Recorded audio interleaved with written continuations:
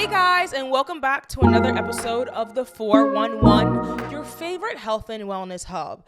Now, today we're going to talk about all things manifestation. I realize I'm always talking about living my dream life, doing the things to create my dream life, manifestation, but I've never actually sat down and talked to you guys exactly about how I manifest, what pieces of literature and what tools and what support systems I've used to get to the place that I am now and that I still continue to use to get to the place that I want to be. So let's get into it. Okay, so actually it's so funny. When I was thinking, how can I define manifestation? I was like, is there a legitimate Webster's Dictionary manifestation definition to manifestation? And I don't think there is, because when you look it up, it says an event, action, or object that clearly shows or embodies something abstract or theoretical. The first obvious manifestations of global warming.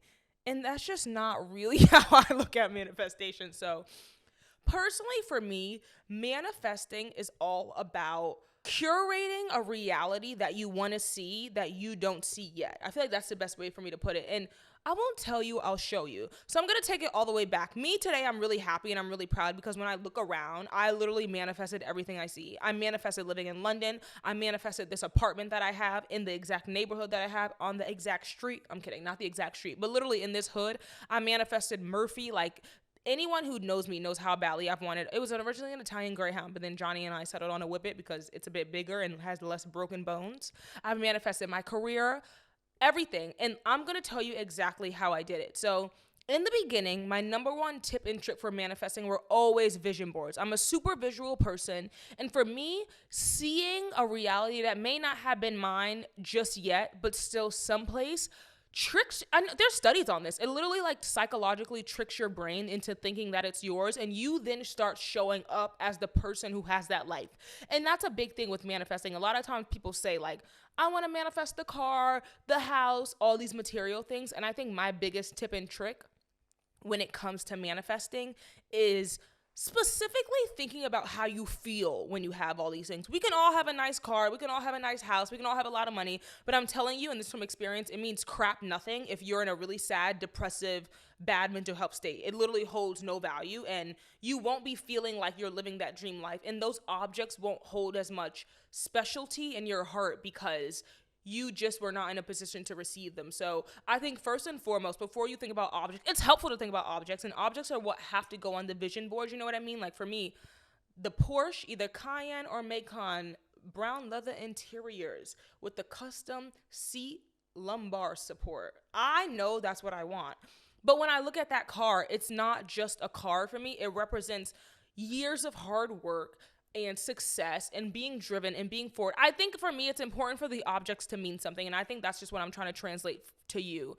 Like, don't just say you want objects because they're objects and you think fancy things are going to make you happy. And I'm especially saying this to people who don't feel like they're in a financial position to get these kind of things. I remember when I was not even close, guys, the amount of times I was frequent with seeing my bank be like, you have overdrawn funds. You have overdrawn funds. I think Chase knew me on a first name basis. Like, girl, how come you keep taking out money that you don't have? Like, it was dark, you know what I mean? And I would always be like, oh, I just have no money, and like complain to my mom. And she was like, you need to get your money habits figured out and sorted out. But it was when I had none of that money that I swear my manifestation was literally at top gear, because the world is your oyster when you have nothing. You know what I mean? I mean, when I say nothing, of course, I still lived at home. I still have family support. But in terms of, I was really trying to define success on my own accord. I really wasn't trying to define success by what my family had and what my mom had. And you know what I mean? The life they've paid for themselves. I wanted to create my own life. And so I really find if you're listening to this and you like, my bank account on E is actually in negatives, I owe people money, I am not doing well, etc., etc.,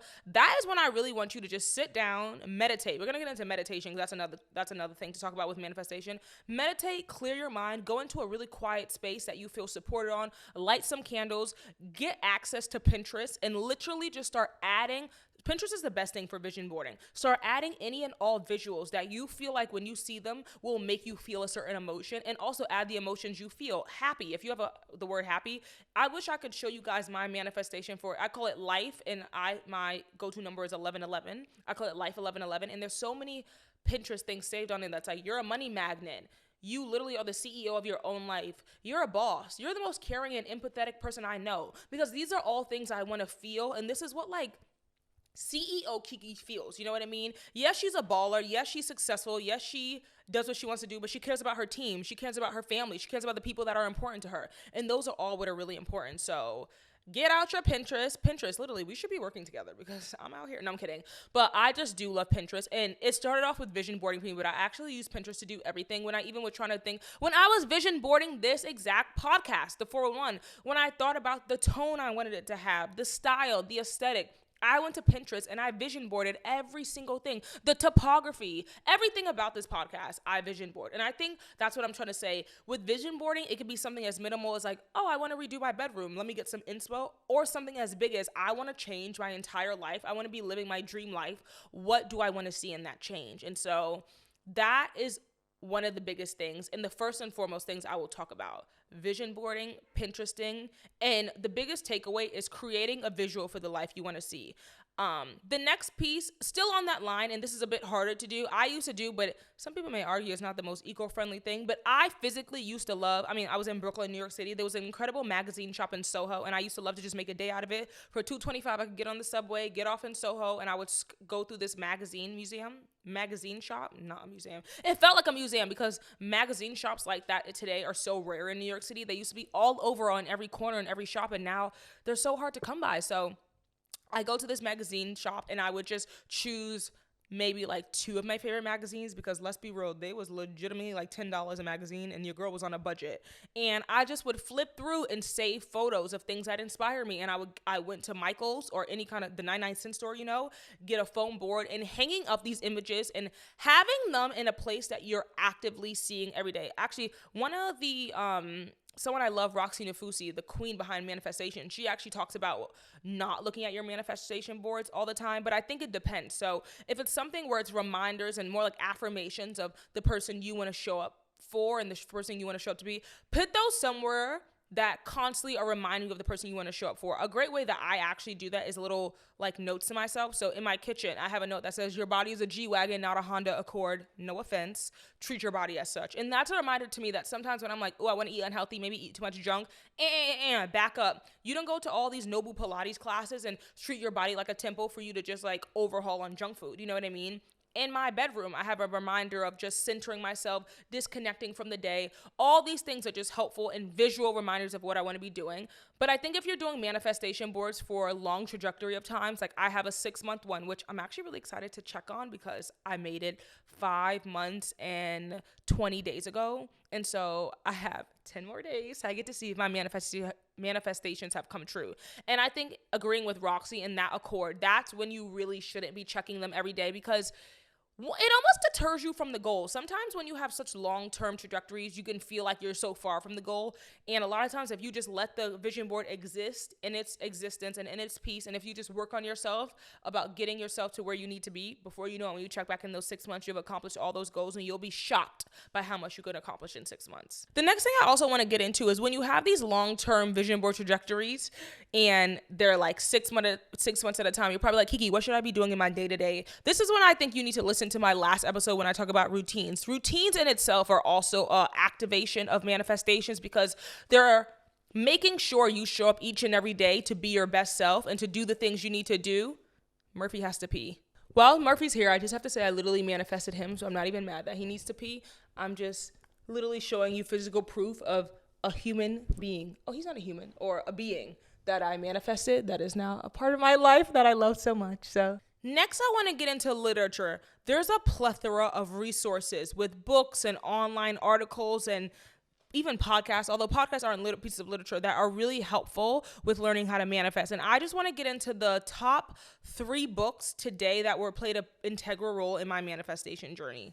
First and foremost, I don't have a copy of it right now because I left it in Brooklyn. It's a book called The Artist, Leah Cameron. Guys, this book, let me tell you, it's crazy because when I discovered The Artist Way, I thought that this was like this new up and coming book. Like I was new to the club, new to the scene. The book came out in the 90s, and it's a interactive, creative manifestation guide on just living your dream life and really tapping into your inner creativity and allowing that to shine. And again, I don't say this many times, but if you haven't done The Artist Way, pause the podcast, go on Amazon, order The Artist Way. This is not a sponsored event. I've talked about The Artist Way so many times, and like I will talk about it again and again and again, because I genuinely give a piece of credit to Julia Cameron for being where I am today, because the book just played such a key role in my life. I even think Bella Hadid was talking about it the other day. Like, so many people that you look up to, that you know today, really famous business people, lawyers, designers, film directors, have done this book, because her whole take on it is everyone is creative, whether you think it or not. If you work at JP Morgan in the stocks office, I don't know how it works. Clearly, I don't work in finance, but there's a way to bring creativity to that table of just thinking outside the box and approaching things from a different lens, and not thinking so directly, you know what I mean? And I just love how she encourages in each and every individual in person to bring that creative mindset to the table and to the space they're in. And I think often when people see her book, they think, oh, you have to work in a creative endeavor to appreciate the book and utilize the book. And it's not true. I literally shared it with my mom, who worked not in a creative job at all. And she was able to bring the creative side of it and thinking process to her table. Johnny works in tech all the time, is taking what he learned in the Artist Way to his environment and to his work setting. And so the Artist Way just was incredible. And I really feel like for me, it laid the foundation of the way I need to be thinking in terms of really tapping into and unlocking all these incredible, amazing endeavors I saw in my head that I just needed to see in reality. The next book I'm going to talk about literally tells you how to manifest. And it's so crazy because I had what you'll guess, Avi and I were talking about, like, so funny that manifesting has a term, because we've been doing this for so long, but there never really was a name for it. You know what I mean? And shout out Roxy Nafusi, because she was like, listen, there's a name for this, and let me show you exactly what you guys are doing. And this is the book right here. Beautiful orange cover. She even now has a Manifest for Kids book. If you don't know Roxy, go check her out. She's incredible. Nicest woman you'll literally ever meet. I met her at the Erode event, and we've just been in touch ever since, and she's just amazing. But this book is like, I recommend this to so many people. I can't even say the amount of friends who are like, Kiki, and they send a selfie because they ordered the book, and it's so affordable, $16.99. And it's Manifest, 7 Steps to Living Your Best Life. And in 7, I'm not even going to say simple, but in 7 approachable yet impactful steps, she tells you how you can be living and manifesting your dream life. And I'm not going to ruin the book for you, because I want you guys to go out and get the book. But I think just do your research on her, learn about her journey. I mean, she completely 180'd her life. I'm not going to tell her story, because this is not my place to be telling it. But do the research, learn about her journey, and see where she was and when she first started her discovery process to where she is today, and just then took her life experience and everything she learned, so much like the 401 here, where I'm just taking everything I've learned in life and everything I've experiencing and sharing it with you guys and hoping it helps someone out there. And she did that, and in the interest of her hoping it helps one person, she's been helping millions of people. And I just love step 1, be clear in your vision. And so again, it just goes back to my point of, before you manifest anything physically and tangibly, you need to first understand what your vision is, where you want to go, how you feel trying to reach that vision, and then everything else will come after. And so do yourself a favor, check out this book. It's incredible. And the last book that I'm currently reading is The Creative Act, A Way of Being by Rick Rubin. I haven't finished this book yet, but I feel like this book is a great book to read after you've read 7 Steps to Living Your Best Life by Roxy Nafusi, because I feel like Rick Rubin does a good job of just showing that we all are creatives in our heart. This is more like Julia Cameron energy, you know what I mean? Where it's like, we all are creatives in our heart. It's just a matter of tapping into that creativity. A lot of times tapping into that creativity, specifically for like singers and artists and people that he works with, means accessing a place of pain and a place that isn't the easiest part to access. But we can always find inspiration in our pain, and we can always find inspiration, I think, in just sharing our story, because I'm telling you guys, and I promise you this, someone listening to your story is so grateful you're telling their story, because whether they can relate 100% or even 50%, they just needed to hear that someone else was out there experiencing and going what they were going through, so that there was someone else they could listen to. It's really just nice to know that you're not alone in a process and in a journey. I mean, think about that's how so many singers and musicians and artists are as big as they are, because they're singing about their life, their heartache, their pain, and then there's millions of other people worldwide. It's like, oh my God, you had that when you went through your breakup, so did I. You know what I mean? And so let's just all be in this journey together of pushing through when the times are tough, but also celebrating when the times are good and when you've achieved what you wanted to achieve. Now, another piece which may be a little unconventional advice to give is you gotta fake it till you make it. In the manifestation journey, in the manifestation process, you might be experiencing a lot of imposter syndrome and just discomfort. And my favorite motto is being comfortable with the uncomfortable. When I was living in Brooklyn and I knew I wanted to go to London and be a model, I had to be comfortable with the uncomfortable. I even remember back in like 2019 when I changed my Instagram bio to model, and I was like screaming about it. I was with my friend Timba and I was like, oh my God, I don't know if I can actually put model in my bio. What do people say I'm not a model? What do people like? I was just allowing all these external voices, and a lot of them just being my own inner critic, get in the way of me seeing what I wanted to see. And that is the hardest part, guys. And I'm making this sound like it was an overnight success with me being like, nope, today I accept I'm a model. Today I accept I'm an influencer. And that's who I am. This was at least 3 years of literally faking it till I make it, and really forcing myself to believe this was the person I wanted to be, because I think there needs to be a reminder that you already are that person. You're just going through this discovery and this life experience to become that person just a little bit better. You know what I mean? At the core of it, maybe your style may change. You may down the line get a team to help you do what you need to do, but it all started with you. You are telling your story, you are telling your narrative, and you're bringing that fresh perspective to the table. And never forget that. And the perspective of what you're bringing and the mindset of what you're bringing is not a tangible thing. No money can buy it. It's priceless. And I think we always need to remember that. And when we remember it deep down inside, it'll inspire you and it'll encourage you to be where you want to be and go to the place that you always knew you wanted to go. And I'm telling you, it gets easier. Me, 4 years later, am guaranteeing you it gets easier, and it gets like chill. You know what I mean? I never thought there would be a day where I would get on set and be like, oh my God, I'm not stressed. Like, I don't know what to do. Guys, the other day I went to a set and I was like, easy breezy, beautiful. Tell me what you want me to do. I was chilling. I was just like, I felt like I was in my second home. And I remember the first year or two of shooting as a model, every time I felt so uncomfortable, I was like, I don't even know what I'm doing here. I just felt so stiff and rigid and like, not like I was really 100% in my skin. But again, you just have to force yourself to believe that's where you're meant to believe, because you know deep in your heart something's telling you to be there. You fake it till you make it until one day you wake up. And guys, this wake up reality has only happened recently for me, where you're like, I did the damn thing. You know what I mean? Like, I am the life I see I'm living. This is always what I was meant to do. This has always been my birthright. This has always been my plan. This has always been my narrative. But it took time. It took hard work. It took the universe waiting for me to mentally catch up to be where I needed to be. It took experience. It took life. And I think there's something really special and there's something really aligned when you're not overnight success. You know, hey, Mr. Magpie, a magpie flew by when I said that. Wow. You want things to take time so that you're laying the foundation, and you really allow yourself to be in the role that you always see yourself being in. So it doesn't feel like you're one person one day. If me in 2019 overnight became this version of myself, I would be so confused. I would be like, I don't even know what reality I'm seeing. I'm in London in this insane apartment that I love so much, with just natural lighting, with a dog that I've always wanted, with a relationship that I've always wanted.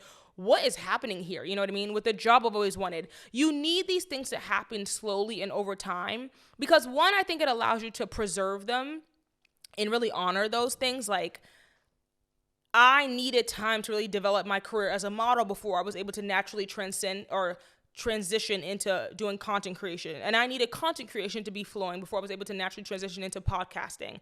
I needed to fulfill my dreams and fulfill my career before I feel like I was honestly able to actively show up as a partner to Johnny. You know what I mean? There's so many things that just need to take time and need to be a slow and steady and growing process because it feels so much better. I can't emphasize this enough. It feels so much better when you get to this place and you know how hard you've worked. And you know, me and Johnny talk about this all the time. Me and Johnny were not like, oh, saw you at the club, instant soulmates, love at first sight. No, I was like, hello. You know what I mean? Like, and I remember even I left him in New York. I didn't leave him in it. What? I did. Let me not front.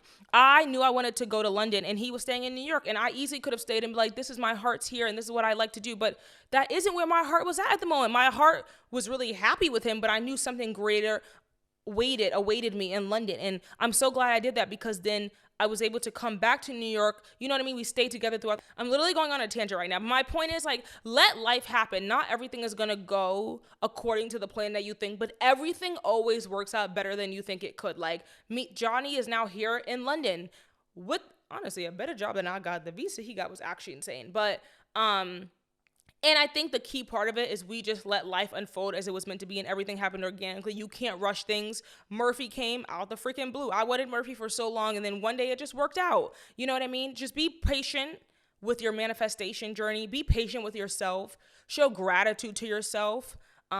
Be kind to yourself and really just prioritize your manifestation journey and the tools you have around you. And I can guarantee if you be clear about your vision, show up every day, even if it's the smallest gestures, even if it's like all I was able to do was my morning pages, even if you're working 2 9-to-5s and you feel like you have no time in the day, but you want to be a singer and you recorded one little, hey, be proud of yourself because it all makes a difference. And one day you'll allow yourself to be to a place where you're doing exactly what you always dreamt of doing. And you won't believe it, but you will believe it because you took your time to get there. And let me establish, I know a lot of people think manifestation is foolery, fake, doggy poop, everything. But that is not, actually, no, I'm not going to say that's not true. Actually, I am going to say that's not true because it's not true. And I think it's super important that when you are going through your manifestation journey, you surround yourself by people who are nothing but supportive of you. The people you surround yourself will play such a key and integral role in not only you see your manifestations come true, but also fostering you when times are rough and maybe you don't see the change as fast as you want to be seeing or just the change that you want to be seeing, period. You need to be able to turn to that community and turn to those people to depend on them. And if you don't have those people, manifest them. I cannot tell you the amount of groups I've manifested into my life. I'm literally in the process of it. And now where in London, I had amazing friends, but I felt like I was missing people who were also tapped into the wellness space and the wellness industry. And I would make vision boards about like, what was my definition of a good Friday night? Because I realized like for me, going out and getting blackout and just acting a fool on the weekend is not really my definition of fun. I love dinner parties. I love wine. I mean, I'm not saying I don't like to be a little loosey-goosey, but I just like a different setting, and I vision boarded about it. I morning pages about it. I even prayed about it. You don't even have to be religious because prayer is not like, Jesus, bring me the friends. But sometimes it's just a matter of being like, universe, hear me out. Like, I'm missing that soul family. I really want to connect with people in that regard. And you will just be literally mind blown how the universe configures things and puts you in the right place to meet the people you want to meet and to be around the people you want to be around to make you feel your best self. And I do think that was one of the biggest changes I felt not only in my career, but just in my life. By when I started welcoming different people around me, I started seeing so many different changes and just aligning more with what I wanted to be doing with myself. And so again, you don't need, if you feel like people are going to be maybe critical of your manifestation journey and just of manifestation in general, keep it to yourself. I think there's absolutely nothing wrong with keeping a project, a journey, especially one that involves the self, to yourself, because it's a very fragile experience and it's a very delicate experience, and you should protect that at all freaking costs. And until you feel safe enough to share that with others and to share that with the world, don't, because eventually you will know who the right people are to share it with, and then it'll just be a natural progression of up and up, guys. Like I say, DJ Khaled says it all the time, only up. I don't know if he actually says that, but I feel like that's something he would say. So yeah, I hope this little solo ramble tangent, I feel like this is the most ADD conversation I've had yet, but guys, it was bound to come out at some point in time. But yeah, I hope that was helpful. If you ever have any questions, I want to say too, about any of the episodes I'm doing, but especially with manifestation, but in general, any of the episodes I'm doing, don't be afraid to DM me. I'm an open book. I literally don't mind communicating with you guys because I want to be here as a resource to provide guidance to you guys. I do my best to share any tips and tricks I have in these episodes. You know what I mean? That's what these sessions are for us to get real deal, sit down, sip our tea, and talk about what we need to talk about. But if you feel like there's something that I missed, if you want me to dive deeper about something, message me, DM me, and I'll 100% answer it for you. So hope that was so helpful. If you take nothing from this episode at all, you need to go buy The Artist Way by Julia Cameron. You need to get 7 Steps to Living Your Dream Life, and you need to just begin your manifestation journey. I feel like the best person that could see this is someone who's frustrated right now in their 2x2 bedroom, unhappy, not seeing the life they want to live, and they just want such a better outing. And no shade to the bedroom. That's just literally because that's what my bedroom used to look like when I first moved in London. And I just remember how I felt in that space and just how hard I had to believe that I knew something else lied outside of that room for me. And here it is, ladies and gentlemen. Here it is. So hope you like this episode. See you next week. Mwah. Good morning, good morning, good morning. Today is Tuesday, August 29th. There will never be a Tuesday, August 29th, 2023. Actually, there will never be this moment or this second or this hour. Be positive, be happy, drink your water, be joyful, be thankful. Do not compare yourself to others. The goal in life is to define what makes you happy is you against you.